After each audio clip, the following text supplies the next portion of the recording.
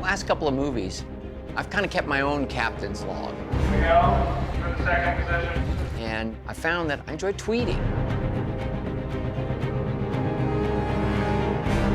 For years, I've had a little camera, used my cell phone, just to sort of record what's going on, and people were really responding, and it's been great. I love the interaction, it's kind of a hobby, and it's something that I was always naturally doing anyway. Great take, cut. Excellent. And it does provide a kind of a journal that I'm really glad that I've been doing.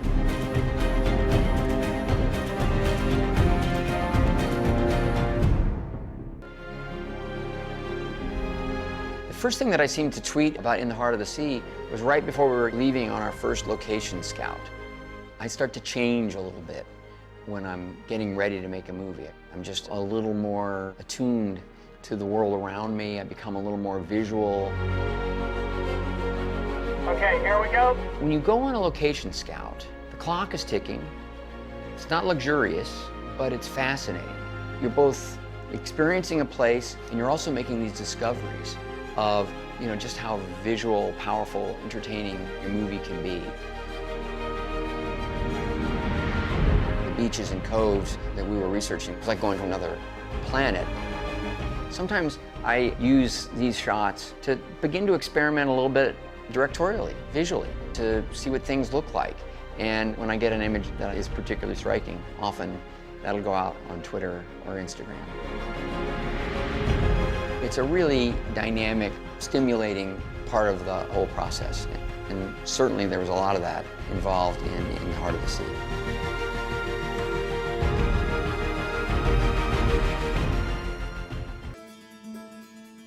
September 10th, I tweeted a shot of the actors getting ready.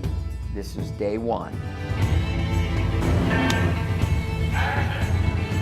I've made a lot of movies now. I've acted in a lot of films and TV shows. I still get excited, and it's great to get that first shot in.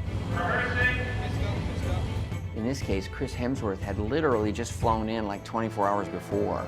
He was just going through his makeup, his final sort of adjustments on his wardrobe, working on his accent, and we're all waiting for him to come in now, not as Chris Hemsworth, but as Owen Chase. And he showed up, and we had a great first day of filming. It was so comfortable, and I recognized then and there how dedicated this group of actors was and how much they all could offer the movie in terms of personality, entertainment, and authenticity.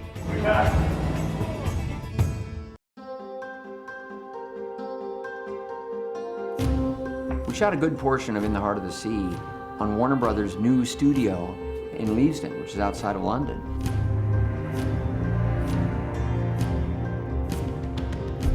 It's really exciting to see how valuable a state-of-the-art film production site can be. Okay, rehearsal, please. This time, cheat a little bit over this way. I think we were only the second movie to use the tank at Leavesden. There's real value in having a place where you can control the environment. You need a place that's safe and controllable where you can apply this amazing tool, which is computer-generated imagery, so that you believe you're in whatever place you're supposed to be in.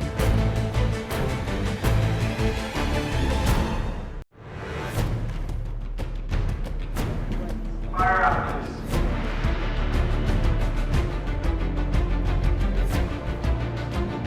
We had some kind of dangerous, tricky night work that we couldn't do out in the real ocean. So towards the end of our time in London, we moved to an interior tank. As soon as you pop up, go ahead and say it. But say it out this way, not back to these guys. I found that to be surreal. The water was warm, it was humid in there, and we were getting ready to shoot a big storm scene.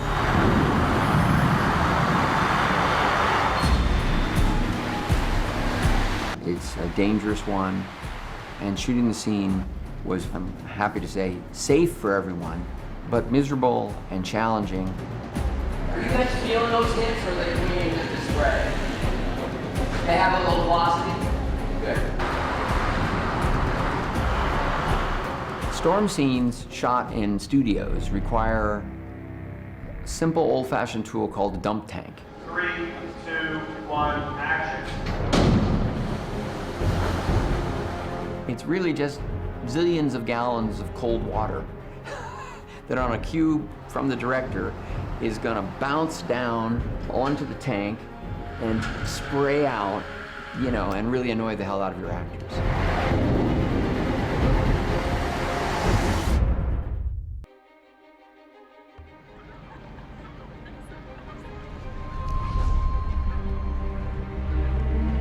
By mid-November, we were traveling to the Canary Island, and it was always the most daunting, unpredictable portion of the movie. Lots of real drama to be played out in the ocean. Lying down. As we flew in to, you know, what was going to be a very intensive 6 weeks of hard work, I took a picture out the window, looking down, and I think feeling the anticipation of the challenge.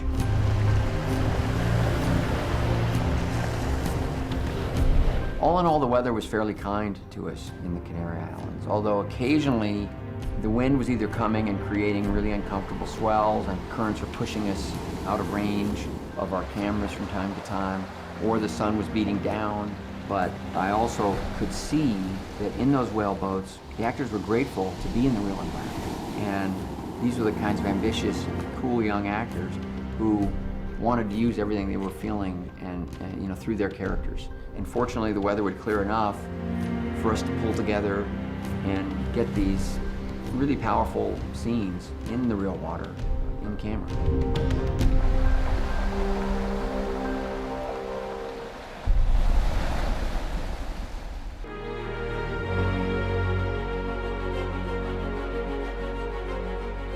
I took a picture of Chris, you know, in his civilian clothing, looking very contemporary, on our one day of rehearsal in the Canary Islands.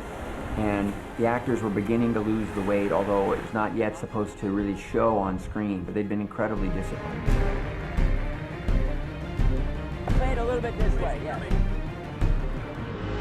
The actors have a huge challenge ahead of them. They're gonna have to lose a tremendous amount of weight.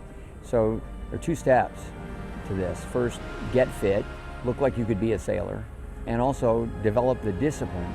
So at that moment, when the calorie drop occurs, they're prepared for it. It's not too great of a shock to the system. By December 4th, the actors were meant to look like they were starving, and they were. They were down to, I think, between 500 and 800 calories a day. In terms of food, we've not been eating any. It got us down to something like 500, 600 calories a day. We're all cranky, stinky, skinny. And then usually they chuck you in the freezing ocean. Yeah, that's great.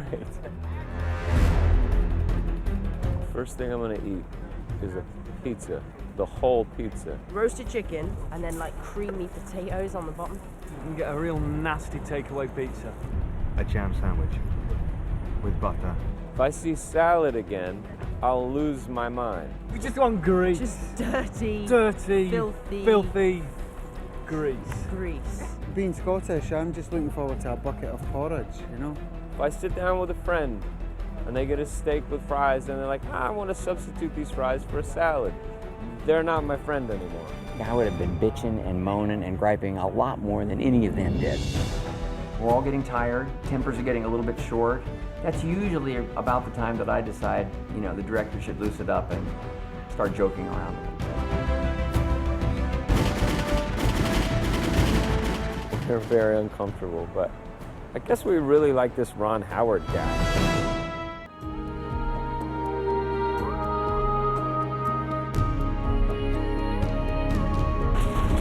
By December 17th, we were shooting the scenes where the actors were supposed to be at their most desperate state of starvation.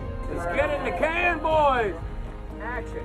Frayed nerves, emotionally ragged. This was the end of their months and months of training and caloric limitations, and yet we had a great acting scene to perform that night between Chris Hemsworth and Ben Walker. Go, Ben, and action. Mr. Chase, if we are to die, Let us die as men. And it was so fitting that the physical challenges of the movie were intersecting here with a really interesting emotional character scene that was about relationships. But I was really struck by the way this final night's shooting was so appropriate. It kind of spoke to our movie in so many different ways. Thank you, everyone. That's a wrap.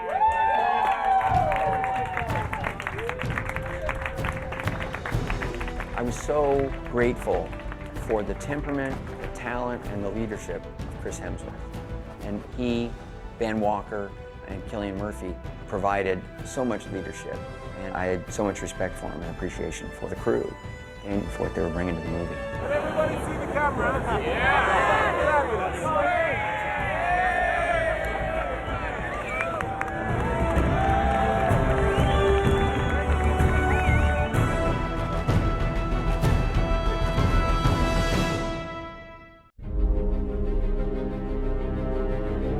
By early January, I was sending a different kind of tweet. This was all about putting the movie together and the excitement and the challenge of really making the movie. Because we had a couple of different units on this movie, my mandate to everyone was to kind of never stop shooting. As a result, the editing in this film was a different kind of challenge. There were elements of it that were a little more like putting together a documentary, discovering the footage, thinking of ways that cool images could come together. And there were a lot of fantastic surprises in the editing because it was all about understanding the intensity of the experience.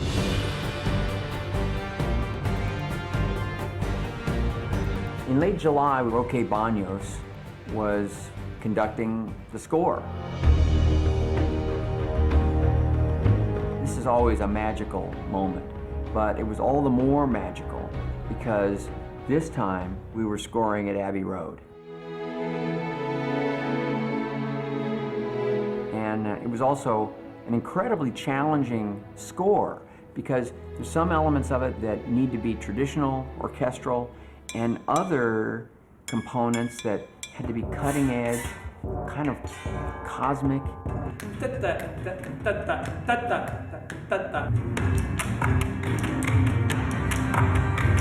Again, for the audience, more experiential than melodic. And Roque Baños really rose to the occasion. They were using this kind of guys here, you know, and they were, like scratching something like this, you know, and suddenly you could hear like a whale, you know.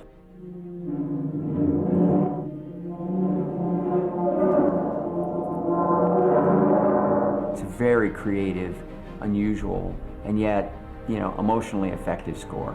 Like if we are trying to pull back, it's like really loud, really aggressive, but at the same time, it's a very emotional moment. So it's run, ta-dan, oh, ta-dan.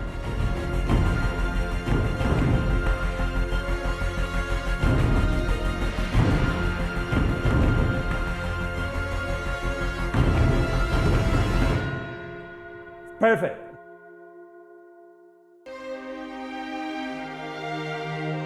Over the last year or so, I've noticed that my Twitter following keeps growing. I'm very grateful for that. And in a way, I thought it'd be fun to share something that I'm proud of.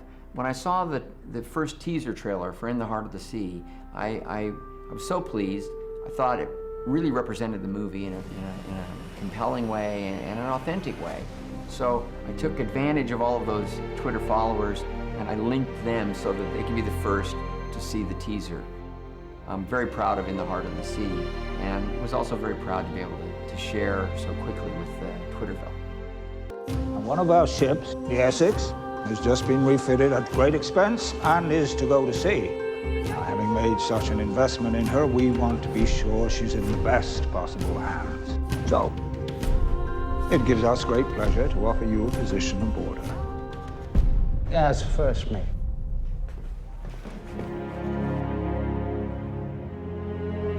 Owen Chase is a classic kind of working class guy. He's not from a privileged family. No, he's really working his way through the ranks and is in a position where he has all the skill sets and all the talent to be captain, but because he's not from the right family and doesn't have the right name or background, he is pushed aside. This is no time for experimentation. The Essex will be captained by George Pollard. Owen Chase was a hard-driving man, very ambitious, on the way up. He was what they called on Nantucket a fishy man, who was excellent at pursuing whales, and nothing was going to get in his way. And so it's very interesting to see that personality confronting a Pollard. Normally, a captain gets to choose his first mate. Experience, Captain, yes. Of course, you can understand from the owner's point of view, they want to feel their investments in the hands of men. Indeed. George Pollard is from a wealthy, famous whaling family. And he's grown up with this pressure to be successful, to continue the Pollard name, to continue that legacy. Your great-grandfather and a few others created this industry. Without us, without you, the world plunges into darkness. And now he has the opportunity to really execute that, because this is his first voyage as captain. And things seem to be going very well, until he's assigned Owen Chase as a first mate. And from then on, Pollard has to figure out who he is, as opposed to who he is in the context of his family. Damn your impertinence! Do you know who you're speaking to?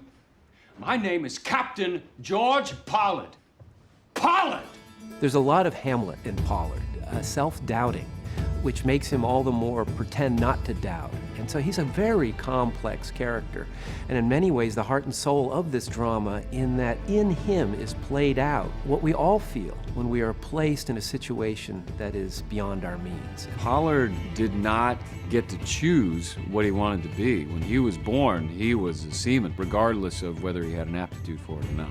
George Pollard was part of the establishment, part of the industry, but probably not a natural sailor. He was operating more on expectation than some sort of passion for the adventure of that way of life. This is madness.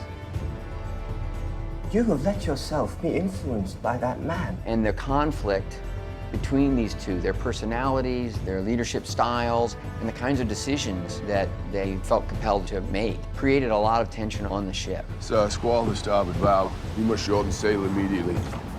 Not just yet, Mr. Chase. Put a lot of pressure on Pollard as a captain, trying to kind of maintain control, and also Chase, who was basically saying, I don't agree with your ideas. Yes, I'm the first mate, but I'm going to tell you what I think, sir. We must fall off and run with it.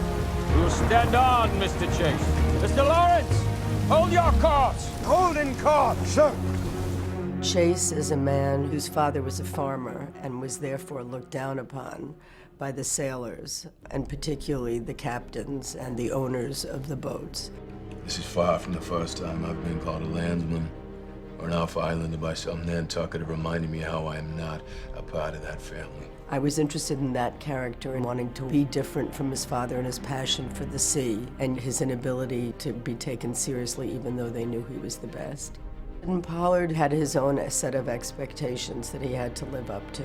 Both of them fighting against who their father was and having to become something else and being stopped on their journey. So I was moved by that and how complicated their relationship was. A man who was great at the job and couldn't get to be captain, and the man who was made captain and had no real passion for it. Not bad, Mr. Ray, well done. Understanding the culture of these sailors and all the complexity is fascinating. I think that Ron has the ability as a director to humanize character and give them multidimensionality. And so you will see all the different sides of these guys in this environment. What say you, Mr. Chase? No need to endure our predicament for a moment longer than necessary. Amen to that. Chris Hemsworth plays a character who's driven by a need to prove himself. And he's myopic about it. He's single-minded, to a fault. I was having a great experience directing Chris Hemsworth in Rush. Incredibly impressed with what he was capable of. And Chris is exactly the right guy to play the lead, Owen Chase. So it felt that this was the time to capture this story and to bring it to movie audiences. In casting Ben Walker to work opposite Chris Hemsworth, it wound up being a great thing that Ben is Chris's size. Now, in real life, I think George Pollard was kind of a squat 5'6" or 7" guy, and Chase was a real specimen. But I think for our movie purposes, it was great that if it came to physical conflict, if these two started fighting, you wouldn't necessarily know what the outcome was going to be. As actors, you get to delve into how they're competing, what they see in the other that makes them insecure, or what they see in the other that emboldens them. We are 2 days behind. Need to make up the time if we're to catch the easterlies. It's a classic sort of tale of survival and friendship and, you know, really being tested in absolutely every way. You get to see these characters, these men, in extreme circumstances. And by being in this extreme circumstance where they have to survive and they need each other, it becomes this illumination of the human condition. You start to see humanity, their need to band together, their process of devolving almost. And I think that's fascinating. The Essex was lost through no fault of yours. Find your weather and grab the shrouds! I was as much to blame. You are not the captain. Hold on!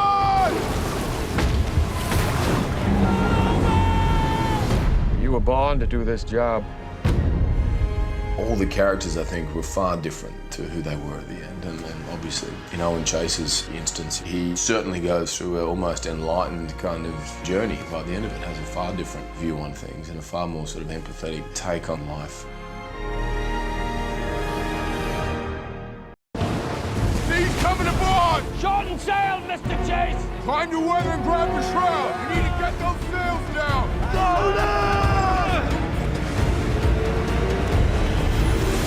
To see these men in that era just trying to survive and then dealing with the elements and the whales themselves and understanding the culture of these sailors and whalers is fascinating. Here they breach! Not away, boys!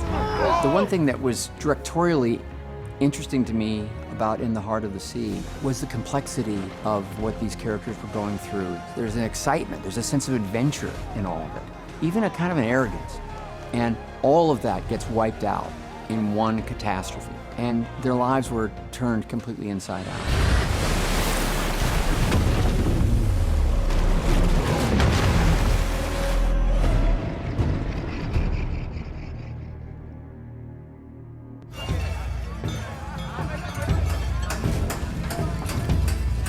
Nantucket was then the greatest whaling town in the world, provided the whale oil which lit the lamps of the streets of London and Paris and Rome and all through America, and really fostered the Industrial Revolution. It's hard to imagine a world where there wasn't oil from the ground. So for them, it was a necessity. The world needed it, and with that came a lot of responsibility. But also, they were driven to do it. They were pioneers. They were spending years away from home to harvest spermaceti oil. It's hard for us to grasp, but it was life or death back then. So we are headed into a squall of more than 8 knots, and it's moving faster than that. Let it come. Men are soft for months on land. They need a good baptism. Let them know our work has begun. It wasn't men going off to sea, swashbuckling and skipping and singing. You know, it was like going to war. Gone for 2 or 3 years, big chance they weren't going to come back. It was incredibly dangerous, and, you know, they were in the trenches, so to speak. Venturing from Nantucket was a voyage worth a lifetime. It took the Essex a month to get around Cape Horn. Brutal driving wind and sleet and snow, and then you pop out in the Pacific, the mightiest ocean in the world, 200 million square miles, and you are on the other side of the planet, literally going where no man had gone before. And your voyage has just begun, because now you go around harvesting whales. Whoa! All hands on deck! Lower away! Well, the whale ship was a very crude vessel. The Essex was a small one, only 85 feet. And then they also had these little whale boats that they went out in, 6 men each, only 25 feet long. Give it to him, Mr. Chapel! Stick him, man! In the middle of the ocean, pursuing creatures that could be 60, 80 tons. It's just incredible when you look and see the risks they took.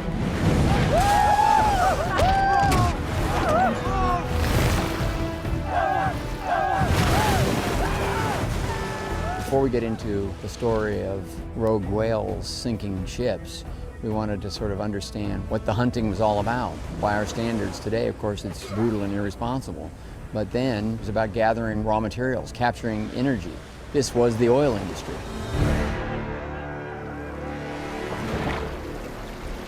Caught the whale, and obviously they don't have to process it. So the whales were too big to put on the ship, so sadly they had to take them into pieces, and one of the precious pieces is the head, because a sperm whale has an organ in the head where the spermaceti oil is kept. Now, spermaceti oil was the sort of gold dust because it burnt really clean.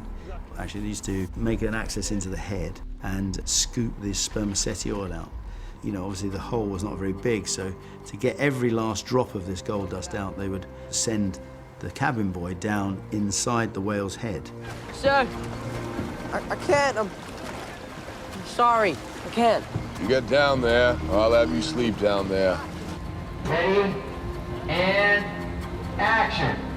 So we had to build a whale's head on our ship and get our kid to go down, and he has to take herbs in his mouth because it's so smelly and horrible. So this is young Nicholson, who has to be lowered into the whale to scoop out the spermaceti oil. Cut. Right away. Set. You hear about movies set in combat, and actors go through a kind of a boot camp, you know. We needed a sailing and whaling camp. And the actors started rowing and training and literally learning the ropes. Well, the preparation for this film was very extensive. We learned a lot about nautical science. We did a lot of work on each individual whale boat. We did all this physical training, and then we did all this kind of like sailor's work, and like we were really learning how to sail. So when we were on set and they asked us to lower the four-course bunts or whatever, we could do it. Prepare to set sail! Set your four-course spanker and headsails! We've learned all sorts of things, a bit of rigging, a lot of rowing training, getting the rhythm, and I think I could row from here to France and along the English Channel now. I think I'm pretty sure I know what to do, just back and forth and back and forth. It's extraordinary the amount that we learned on sailor school, and the names of all the sails and how they work, and the halyards and how to say the words and what the terms meant in the nautical terms. Mr. Chase, haul short the anchor. Yank to the windlass, topman aloft. Mr. Lawrence, take the helm. Yes. Mr. Joy, make sail. Mr. Cole, Mr. Chapel, stand by the spanker. Your full staysail and your forward main top. Look lively, Elijah. You know, I wanted the language to be right. So there was a lot of terminology to be learned so that they could actually ad-lib, not only in the vernacular of the time, but also using the terminology in a way that would help us all as audience members feel the authenticity. Make tops and leash lines. Up crew to make ready to boat. Go, make tops and leash lines. Go, girls, make ready to boat. The more training we did, the more you learn about what these guys actually did. We're in their bare feet in these whale boats. They would manually row out up beside these monsters, spear them, obviously get towed by them until the whale tired. And they would tie the whales to the boat, row it back to their ship, and string it up manually by hand, and then peel the flesh off, boil it down, do all that stuff. And I think I would be really bad at it. It's unbelievable what they went through. I mean, just the whole nature of it and living out on sea for years. It's radical how hardcore they must have been. A small group, only 20 guys out there, you know, doing all this. It's an epic sea story. So when you get a chance to make a movie like this, and certainly with Ron Howard, it's huge.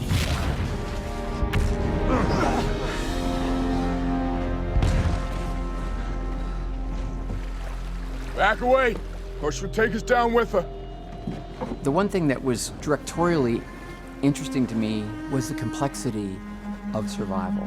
These people were tested on a kind of a spiritual level, an emotional level, in addition to their intellect and their physical endurance. And it asked, in many ways, more of them as people. We were rescued there, off the island of Masafuera, Chile, 90 days after the sinking of the Essex. What we find so disturbing, the killing of whales, for them was not what they were focusing on. This is the only way on Nantucket they had of making a living. They grew up. They were literally raised in the nursery to be whalemen. And so it was not a lot of soul searching going on, except in a few people. And You see that in Thomas Nickerson, and you ultimately see that in Owen Chase, who were deeply troubled, both of them, late in life with what they had done. And I think, that's the thing about history. It's very personal. People lived this. People were changed by this. And the value of these stories is that hopefully they will change us today.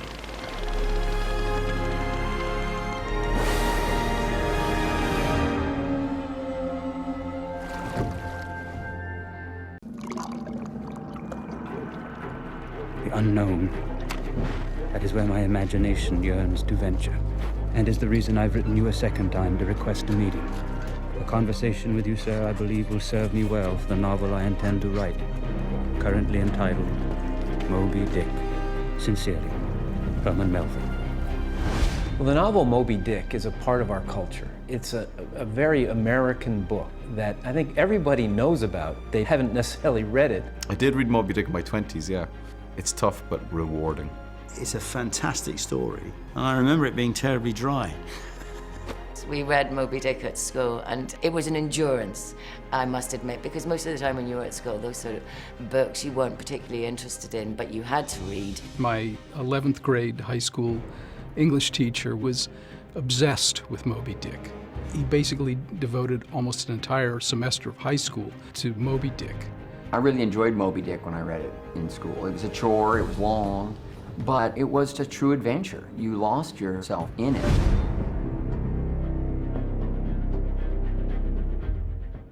Melville had been known as a writer of travel books, kind of lighthearted fare. For Melville, he wanted to write the great novel. He wanted to be known as a great novelist like Nathaniel Hawthorne. He came across an early article in a magazine about this giant white monstrous whale, and the article was called Mocha Dick, the white whale of the Pacific. So that was kind of one part of the germ of the idea for Melville. But then when he heard the account of the Essex, of a whale sinking a ship, he sort of put these two things together and then became obsessed with the idea of this monstrous white whale. When Moby Dick was initially written, he was really just writing about his experiences on a whaling ship and what that meant, and he went into great detail. And he was criticized, the book was too simplistic, and so he went back and reread more about the Essex and what the men of the Essex had actually experienced and gone through in their sort of man versus nature struggle. I think he really did care about the Essex. He'd spent time at sea and felt affinity and some real genuine desire to find out the truth. Melville, frustrated that his career isn't better than it is, who is driven to write, who's heard this story, wants to get to the bottom of it because he hasn't been able to get the story out of his head, and he knew there was more to discover. From my first hearing of it, this tale has haunted me. It consumes me. I fear if I do not write it, I shall never write again. Continue the story, sir. For the both of us. The story of the Essex is the inspiration for the climax of Moby Dick. Melville takes this real-life story and created the greatest American novel ever written. They're very different. The story of Ahab is a fictional universe. The Essex was very real, and where Moby Dick ends, the story of the Essex just begins. It becomes a survival tale of incredible proportions. I've always felt that what really happened is much more unbelievable than fiction. Those whalemen on the Essex, as they watched this 85-ton whale approach, just could not believe what they were seeing. It had never happened before. They were seeing a once-in-a-lifetime event that no one would have dared to make up unless it had really happened. And that's what gave Herman Melville the courage to ultimately write Moby Dick. A whale. Yes. So it's true? Yes. Too much is true. Moby Dick is a very thorough and dense book, but understanding the Essex makes you relate to the human aspect of it more. Most of us know the story of the Essex through the account written by Owen Chase, the first mate. But in 1980 was discovered the long-lost manuscript written by the ship's cabin boy, Thomas Nickerson, late in life. It provided a whole new window into the received wisdom of Owen Chase. Owen Chase was a first mate trying to put a bad voyage in the best possible light. Thomas Nickerson was a cabin boy, late in life, looking back with a whole life experience behind him and willing to talk about certain things that Chase had chosen to gloss over. So together, it was a way to tell the story in a new and revealing way, I think, that spoke to the essentials of human nature. It wasn't just a New England whaling story. This was a story that I think people anywhere could relate to. Melville's work has influenced us a great deal in terms of the authenticity, the details of whaling, and the psychology and tone. Also, the behavior of the sperm whales, and Moby Dick in particular, is something that we've sort of just incrementally analyzed. And I've also met with ocean mammal experts, understanding what sperm whales in particular do, and Melville really had it right to a very large extent. So we've been using a lot of the Moby Dick, who's a fictional whale, in our story of our badass white whale. So it's really been fascinating for us to blend Moby Dick with the true story of the Essex, Melville's psyche with what we know about the individuals involved in the Essex, and create our own interpretation of it all. Captain! The Essex! She's listing!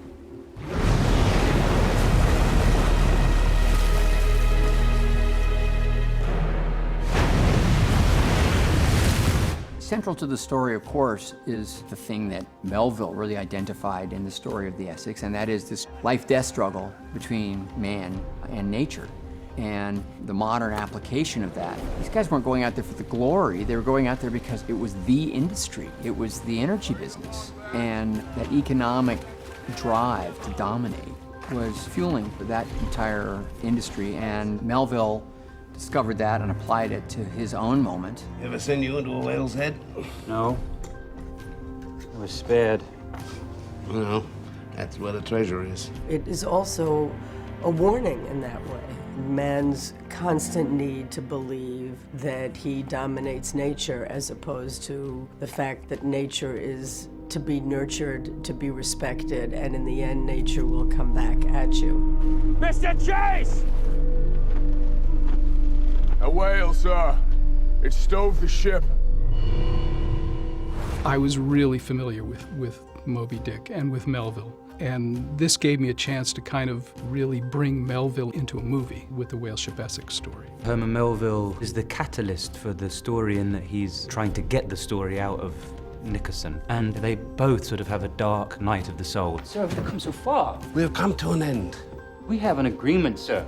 The devil's bargain. No, sir. The devil loves unspoken secrets. Especially those that fester in a man's soul. It was interesting for me as a director, for Ben Whishaw as the actor playing Herman Melville, to sort of chronicle for the audience in a way what he was learning, how he was drawing out the facts, how he was coming to understand what he could use that would make Moby Dick the great novel that it turned out to be and the story that we all remember. Mr. Melville, what you've heard, what I've told you. It will be a work of fiction, Mr. Nickerson. Inspired by truth. But I don't believe I'll feel the need to use all of it. Herman Melville, you know, he published Moby Dick, which did not sell well. It kind of was the end of his career as a popular novelist. And I think for him, it would be amazing to think that, you know, here the story he based the climax of Moby Dick on, the sinking of the Nantucket whale ship Essex, has now inspired this kind of movie where, you know, the town of Nantucket from 1819 is alive, and he walks into it as he's working on the novel that from which we remember him today. My goodness, I mean, it's kind of awesome to contemplate.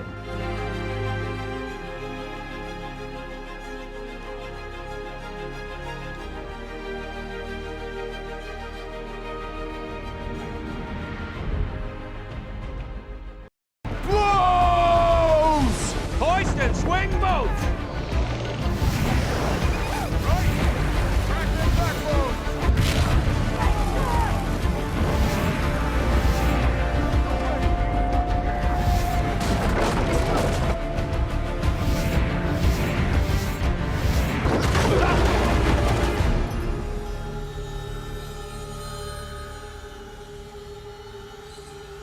I've been through some challenging shoots, and when I say this is the most difficult movie that I've made, I'd say not so much the physical side for me, but it was the complexity.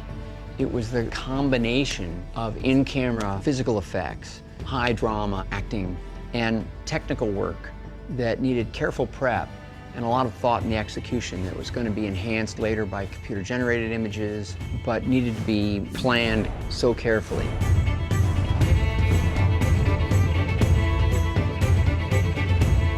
I also spent a lot of time talking to Jody Johnson, our visual effects supervisor, about this feeling of giving the audience a really intimate, immediate experience of what the journey was like.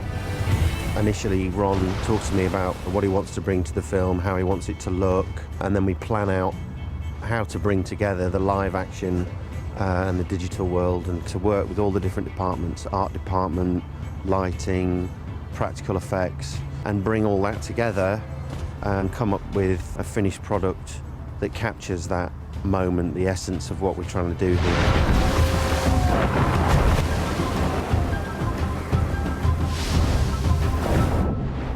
There was a tremendous amount of research that was required of all of us from every department. Obviously, prop building and making.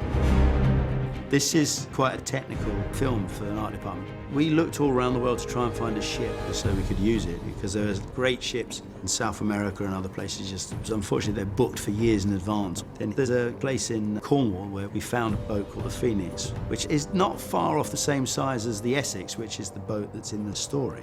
Then here at the studio, we built a replica. It's slightly bigger than the Phoenix because we wanted to be able to work on it more easily. 3, 2, 1, rock! Inside our ship, it has air tanks so that we can change the buoyancy. So if we want to sink it or if we want to lean it over to one side, we just fill these tanks with water and the ship goes down. And then combined with that, we've also put these hydraulic arms on. So we've had to use engineers and marine architects to move this 30-ton set that we built. We shot everything at sea that we possibly could on either the tall ship or in the whaleboats. If we couldn't safely shoot it at sea because it was a storm scene, or it was where the whale was sinking the ship, or there was a fire, or anything dangerous that required a lot of stunts and a lot of supervision in that way, we shot that on a tank. And there was a lot of that because it's that kind of movie. The Marine Department's basically the management of the water parts of the movie. Picture boats, the support boats, the crew, and a big part of it is the marine safety on the set. This is a huge water effect movie, and they have all these effects equipment out there that require servicing constantly. And you're either walking around in chest-deep water or you're getting rides. So we move people around. We shuttle everyone. We have floating docks that go to the different places. So we work with them every day as far as what piece of their equipment's going where and how we can help them. And then we've also provided the diving teams because the ship is sitting on a pretty complex floating gimbal system. Ship is moving. And so it takes diving and servicing, maintenance, repair, all that stuff. So it's been an ongoing process. The exterior tank has two sections. The main section is 3 feet deep, and then there's a deep section which is just specifically to hold the Essex set. So it's 11 feet in total underneath the ship, and it's a huge body of water. The sea stage tank was a very simple concept using 20-foot sea containers that are 9'6" high, basically building a perimeter with those and then putting in a spray-in liner. And then it has a complex 6-axis gimbal in there and wave effects, and it's finely filtered and heated, and we keep it clean because cast and crew are going to be in and out of the water for a month. Being on sea stage, because of the size of the tank, it was a very static kind of scenario, and I think one of our challenges was how do we create different types of seas. So sometimes when the boat is out at sea, it's supposed to be calm, it's not moving that much, and other times it's supposed to be kind of a rougher surf. And how do we achieve that on the gimbal and make different types of movement for different extreme situations? We had the one gimbal that was in sea stage in the water, which was a puppeteered gimbal, and then we also had another robot arm that we shot dry with a whaleboat on the arm. And that's for more kind of wider shots and background boats, and we pre-programmed those moves on the arm and ran them on the day with the camera so that we could get these kind of wider scenarios that we couldn't achieve on sea stage.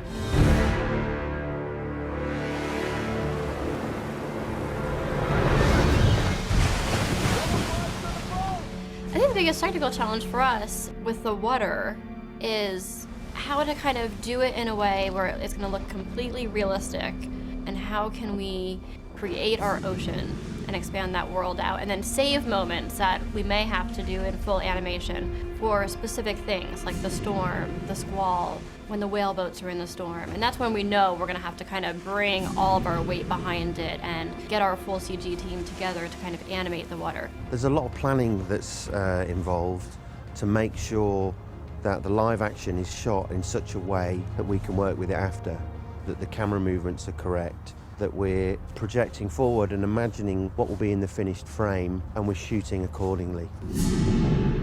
A whale. White as alabaster, 100 feet long. Send 6 of my crew to the graves. I certainly would never want anyone to think of this as a special effects movie, but digital technology has allowed you to transport audiences in not only fantastical ways, but in incredibly authentic ways. And chief among the challenges was making sure that the whale was great. We've done a lot of concept work with Moby already. You know, we've talked at length with Ron about how he sees the character. We've done a lot of research on real whales, because in order to keep him in a believable environment, because we don't want to pluck the audience out of this real world that you can see behind you and take them into some weird fantasy, you know. So in order to do that, we've researched a lot about behaviours and movements and, you know, physiological details of whales. Well, we've looked at so much natural history footage of sperm whales now as reference for our animation, and how to set Moby apart from the other whales. What makes him distinctive within his species, and what are his distinct characteristics? So the shape of his nose, the scarring that they have from previous battles that he may have had with sailors where they've tried to harpoon him, and his battles with giant squid when he's feeding. So he's kind of all marked up. And when we began to lay out the action scenes in the movie and creating storyboards and these animated versions, mock-ups, the first thing that I requested was that we show all of it to our whale specialists, because I didn't want to fall in love with some behavior that didn't have anything to do with reality. And we meet up with whale experts and we talk about how realistic the whale behaviour is, how plausible it is, if we've pushed things too far towards, you know, the fantasy, and how might a real whale react in this kind of situation.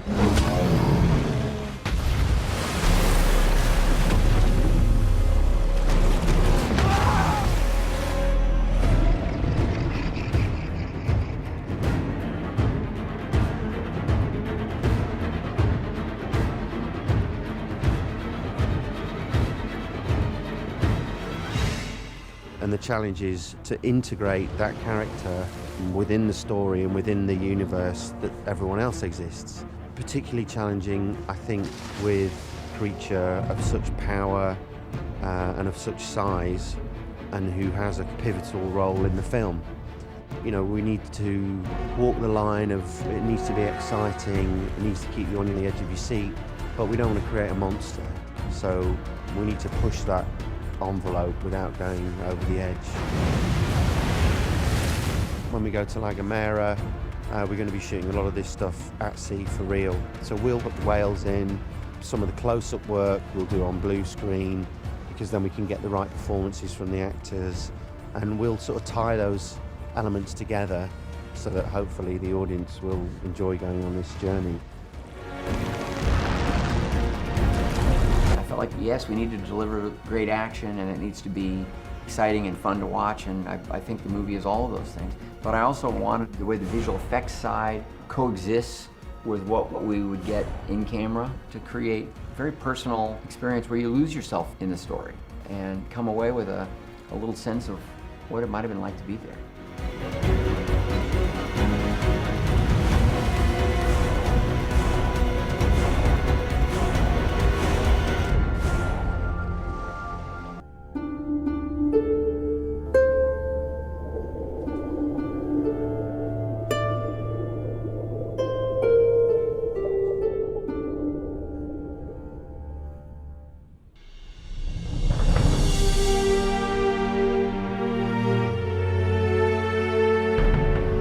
Captain Pollard had been through the worst the sea can throw at you, a whale ramming a ship and then losing most of his crew to this tale of unforgettable disaster.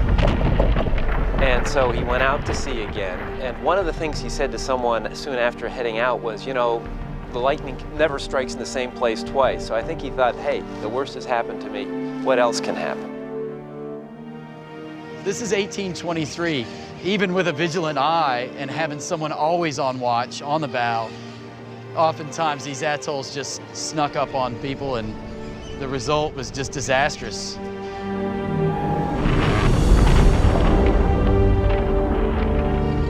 There's just a scattering of artifacts all around the bottom. A very violent sinking. You can almost hear the sound of the planks crashing and the rigging kind of falling across the deck. I think that moment, he is just in disbelief as it's basically being crushed and crunched against that exposed reef. He's a ruined man. He'll never be trusted with a whale ship again. When he went back to Nantucket, he was seen as a Jonah man, a man twice unlucky on a whale ship.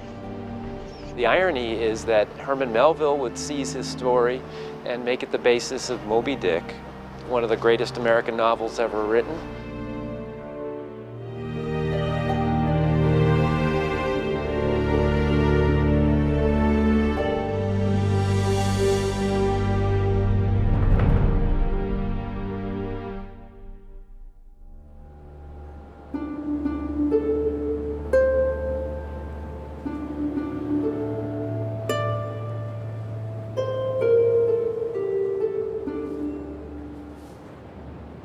We know that vessels get lost out here, but the magnitude of the reef, this is a massive fringing reef that goes around the atoll. So to find this site is a real needle in a haystack. It just was also a good portion of sheer luck that we happened to be in the right place at the right time with the right conditions. Two of us jumped in the water. We were surveying on tow boards, which is a good way to cover a lot of ground. We jumped in behind the boat, and within sort of 2 or 3 minutes, we saw an anchor laying on the side of the reef. We come across a really exciting find. It was a historic anchor, and that was the beginning of this exciting discovery. It was a real surprise. It was really unexpected. First, that we saw it so quickly, and second, that it indicated an early 19th century shipwreck.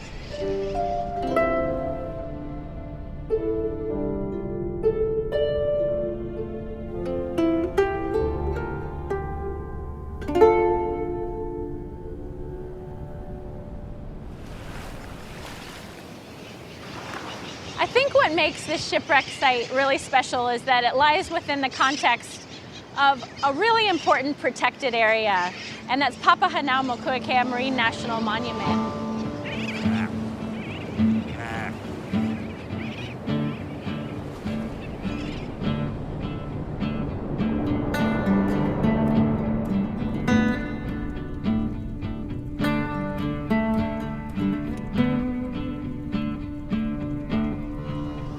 The Papahanaumokuakea Marine National Monument is in the most remote 3/4 of the most remote island chain on Earth, the Hawaiian Islands.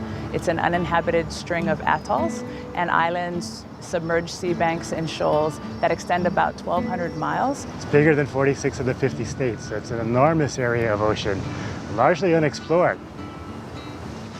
Well, the monument and the protection that monument designation brings to this area has created one of the world's greatest natural laboratories. And this is true whether you want to study marine life or shipwrecks or cultural resources. You can study these things in as close to an undisturbed state as possible. And that's very, very rare.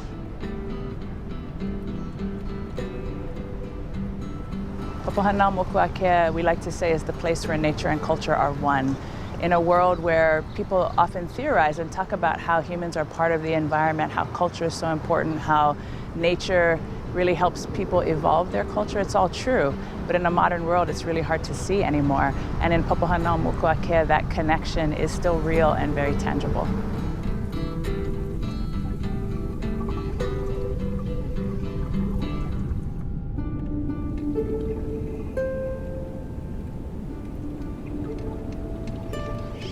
We are right in the surf zone here, so it's very surgy. The divers tend to be going back and forth, but man, it is beautiful down there with all the sight amidst all the coral and these different pockets of sand around the reef.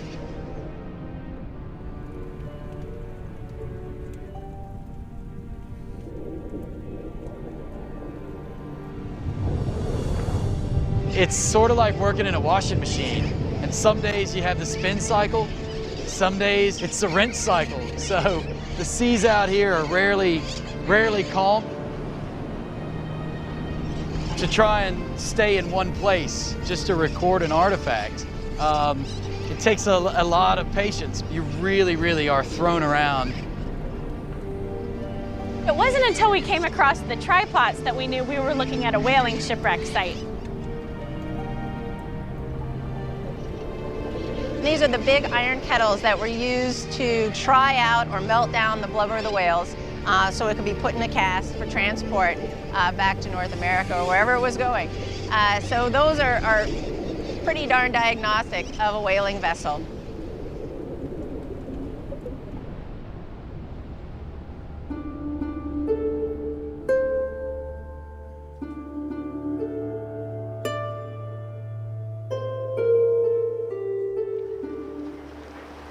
You could smell Nantucket before you saw it. Whale oil was everywhere, it stunk. The whole island was devoted to this one industry. Oil from a sperm whale, whether it's right out of the head case or rendered from the body fat, is one of the greatest oils in the world, especially at the time. It was used for household illumination, street lamps. It was used in lighthouses. It was used especially in the machinery of the Industrial Revolution. All of those uses and more made up this industry that drove people to go out in ships and pursue whales. Nantucket was basically the Houston or the Dubai of its day. It was a global capital of oil.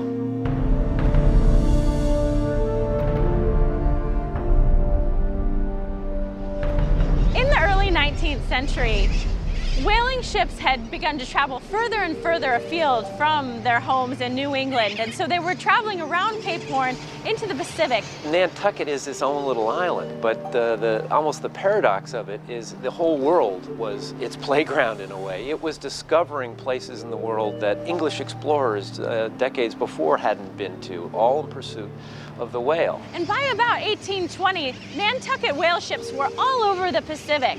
People refer to it as the domain of the Nantucket whalemen at that time.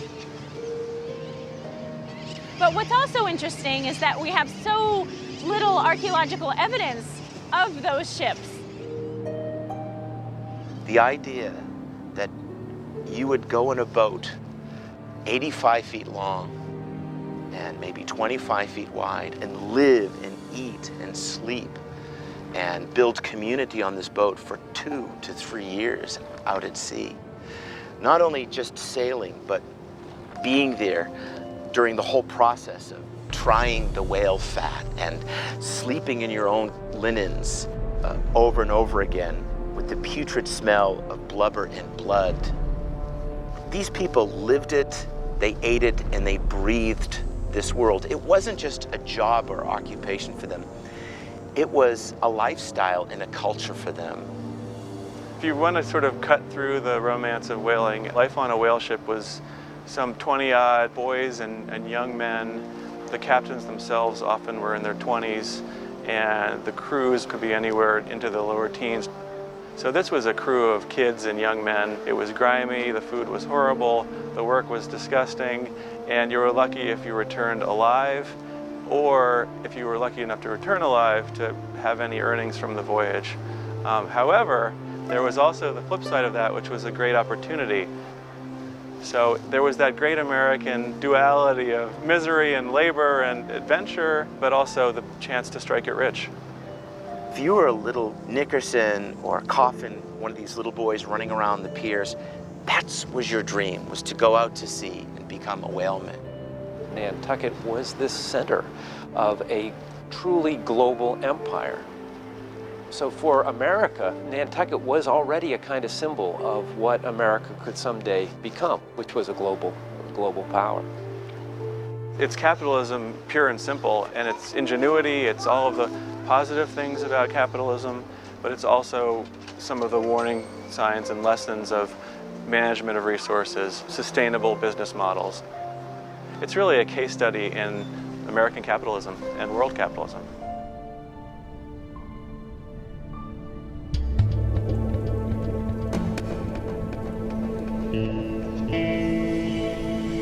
This is where the project kind of unfolded a little bit like a detective story, and there were clues for us on the seafloor. There was the work that we had to do in the archive. This is really a time capsule. Mother Nature's the only person who's touched this at all for almost 200 years.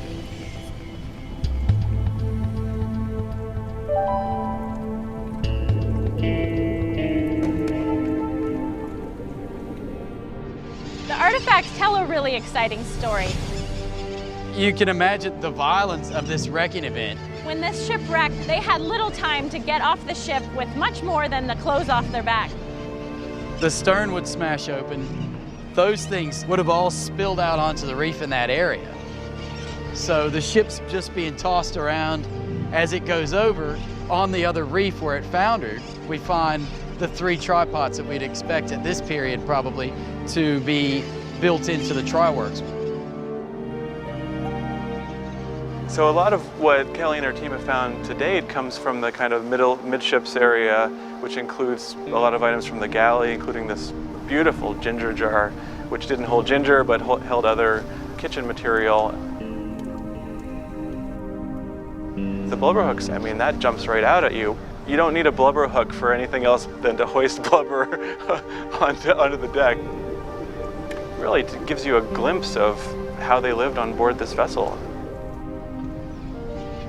We know from the historical records that there are 3 whale ships that wrecked somewhere in this vicinity, one being 2 brothers wrecked in 1823, one the South Seaman wrecked in 1859, and another the Daniel Wood wrecked in 1867.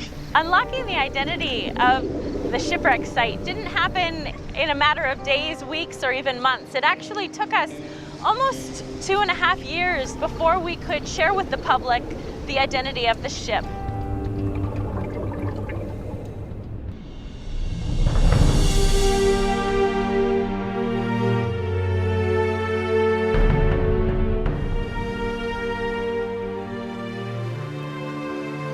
It's amazing to me that people today don't talk about the Essex. George Pollard grew up on Nantucket, and his life was inextricably linked with the whale ship Essex. He had served on her for several voyages, had been the first mate, and when her captain moved on, he was given the captaincy of the ship. And so he was a first-time captain when the Essex left Nantucket in 1819. I identify a lot with George Pollard because Pollard is a rational man. He's a kind man. He's a good man. He's a man with great experience. Yet he's a man that I think sometimes questions his authority. The Essex was in the midst of a fairly typical whaling voyage, smack dab almost on the equator, almost 3,000 miles out into the Pacific, when she was rammed and sunk by a whale, something that had never happened before.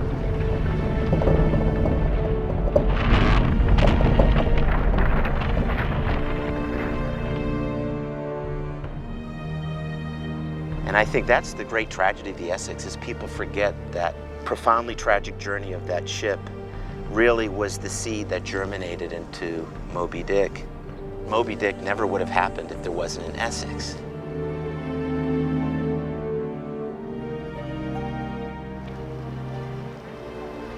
Moby Dick's Ahab and Pollard of actual events could not be more different.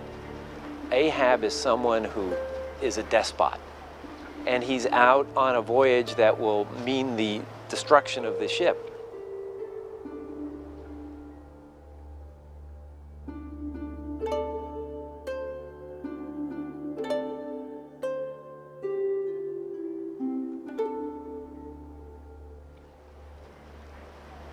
Pollard is almost the exact opposite. Unlike most whaling captains, he worked on a consensual basis. For example, when the ship was sunk and they had to decide where to go, he thought they should go to the Marquesas, to the islands to the west. His first and second mate disagreed with him and said, we don't want to become a meal for a cannibal, let's go the other way. So he said, okay, we'll do that. And it ended up being the wrong decision.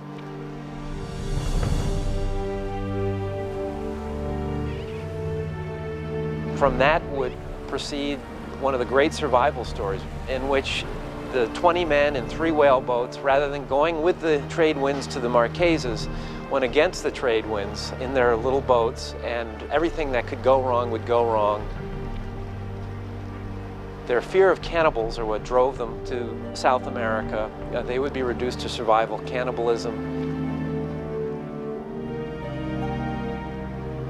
Only 5 Nantucketers would be plucked from 2 whale boats at the end, and Pollard would somehow survive it, and his reputation would survive it.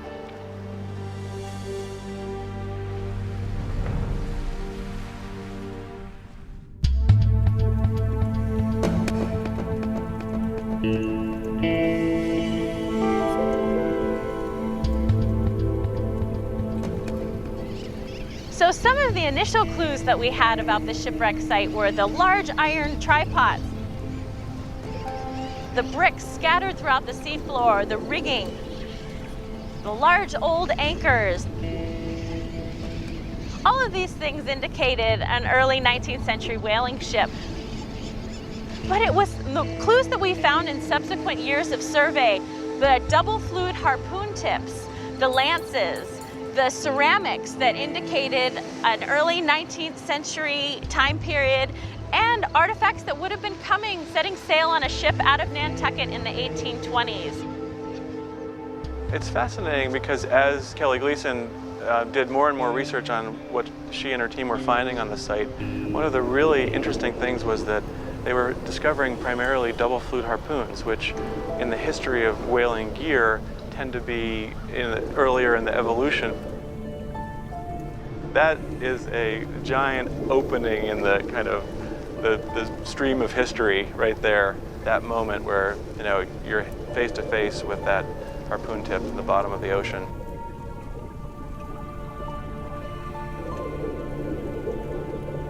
The fact that it's exclusively double fluid harpoons is interesting and does lend a lot of support to the fact that it's an earlier whaling voyage for the 19th century. And because of the archival research that we've conducted, we know that there was only one ship that wrecked at French frigate shoals in the 1820s out of Nantucket, and that's the whale ship Two Brothers. Looking at the diagnostic features of the site, we determined that the Two Brothers was the most likely candidate of those 3. The Two Brothers is the only Nantucket whale ship that's ever been found on the seafloor.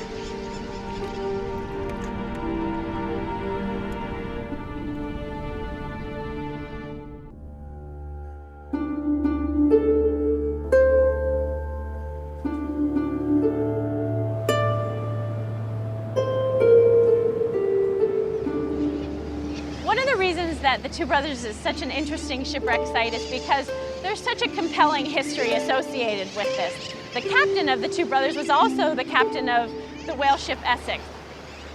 Pollard had proven himself in a way. The worst had happened to him. He had gotten some of his men back, and those that had gone with him, some of them went out again. So that's about the best character reference you can have.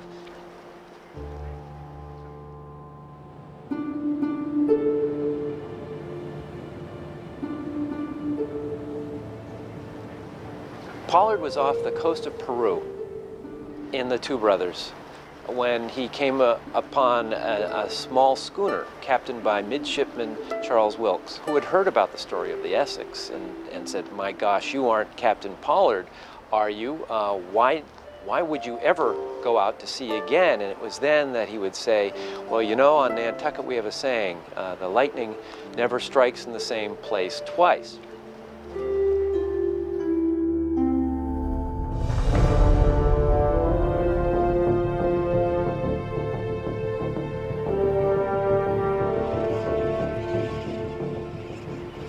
when Pollard was headed out through the Pacific, the ocean was very poorly charted. People hadn't been in these places before, and so he had really no evidence to go on when it came to navigating where he was at that time. He was aware that there were shoals around. He was looking into the water up until the time it happened.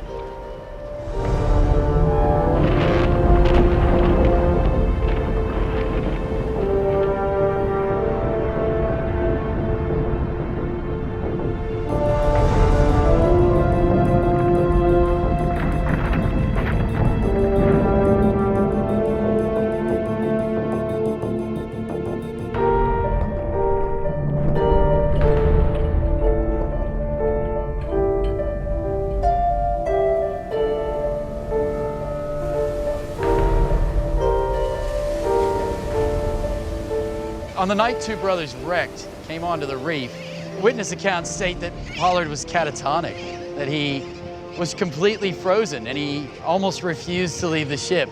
And it only at a lot of urging from the mates on the vessel did he finally get onto a boat.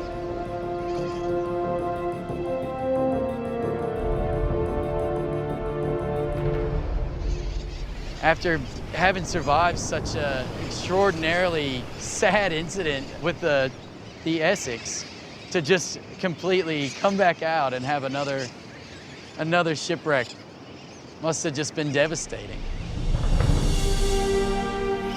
The crew was able to get into the boats. They were able to get Pollard, and they were able to salvage a few things that might make it easier to sail in a small boat back. They saw French frigate shoals on the horizon, which they took to be a ship in full sail. So they rowed towards that, only to find that it was just a 50-foot tall dark rock.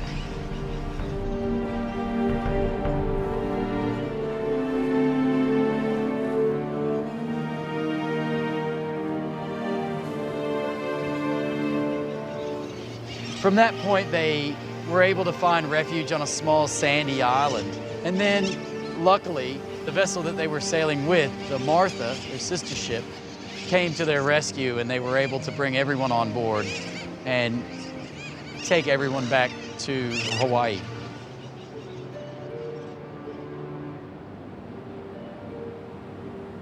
So even though everyone aboard the Essex today has been long gone, Chase went mad, Nickerson had a good life as a landlord, Pollard found himself to an unmarked grave somewhere in Nantucket. What happened to the whales? It's amazing to me. I was in the Arctic not so long ago, and they had harvested a whale in Barrow, this native Alaskan community. And when they had cut open the whale, they found in that whale shrapnel from a 19th century whale hunting device. So the ultimate survivor is the whale. And there are whales that may have been amongst the crew of the Essex that are alive today.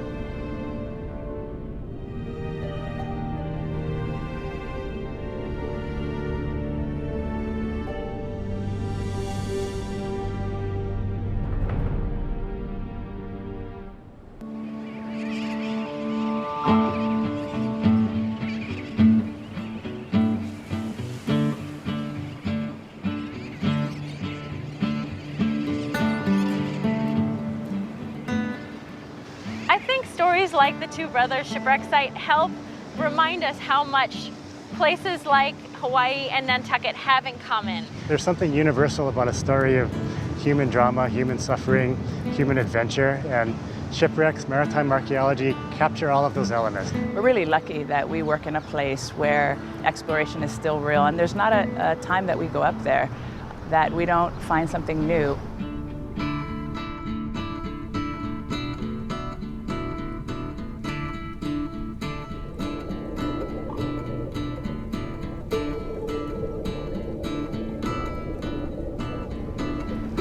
Nantucket and Hawaii are joined at the hip. You take a salty fisherman from Nantucket and a salty fisherman from Hawaii, and they'll spend a great day out on the ocean and have lots to talk about. Many Nantucketers who were born on Hawaii While the captains' wives were delivering their children, they were out whaling. There are both communities that were profoundly affected by the whaling industry in the early 19th century. And the Two Brothers is sort of a perfect example of all of that. The fact that a piece of a Nantucket whale ship was discovered off of Hawaii pretty much says it all.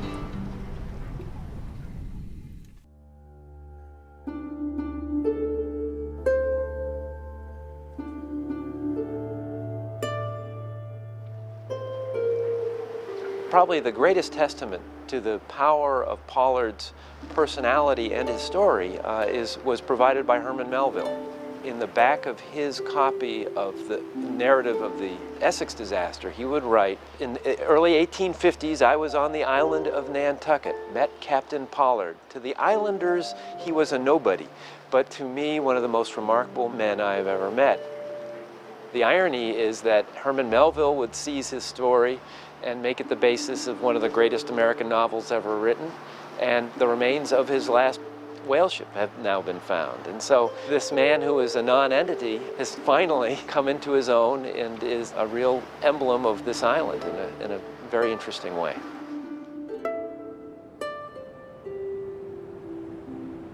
It's amazing to me that we get closure to this journey of George Pollard and the Essex, and we find that closure on that remote shoal somewhere off of the Hawaiian archipelago.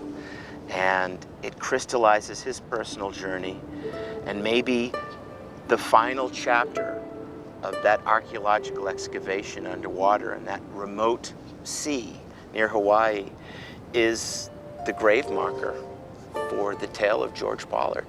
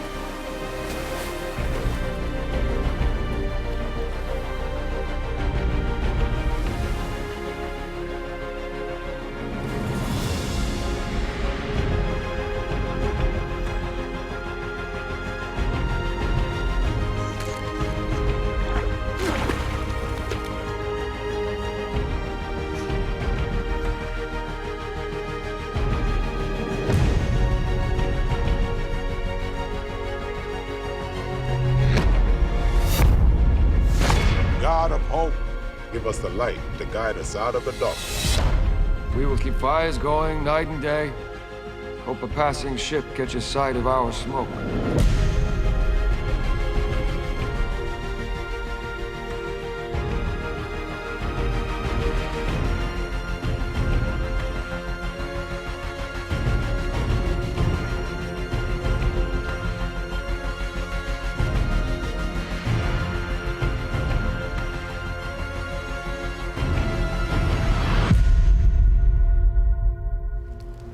Something I think you all should see.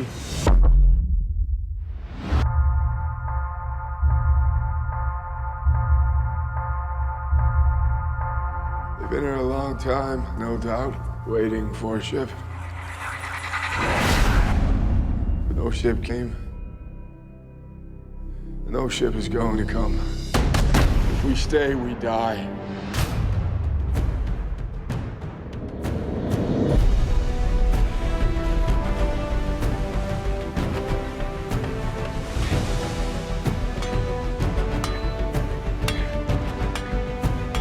We sail into the sun at dawn. If we are to die, let us die as men.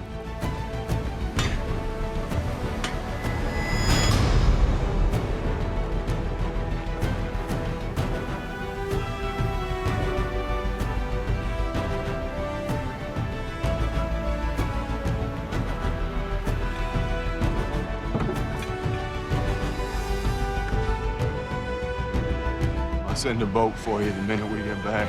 Yeah, It's a deal. I'll be with you, brother.